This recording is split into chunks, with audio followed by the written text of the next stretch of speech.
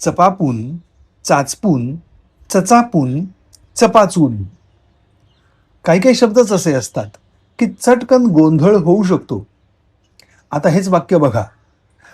आजूबाजूला कोणी नाही असं पाहून त्याने 100ची नोट हळूच खिशात सारली. तोच त्याला कोणाची तरी चाहूल लागली. त्याने चपापून मागे वळून पाहिलं आणि खिसा चाचपून नोट जागेवर असल्याची खात्री करून घेतली. चपापून आणि चाचपून हे शब्द किती एकमेकांसारखे आहेत, पण दोघांचा अर्थ किती वेगळा. आणि एकाच्या जागी दुसरा वापरला तर गोंधळच गोंधळ.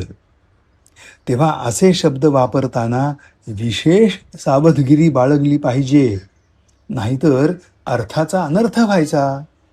आणि हो, चचापून, चपाचून असे काही शब्द अस्तित्वातच नाही आहेत बरं का. सहज गोंधळ होऊ शकेल असे आणखी कोणते शब्द तुम्हाला आठवतात?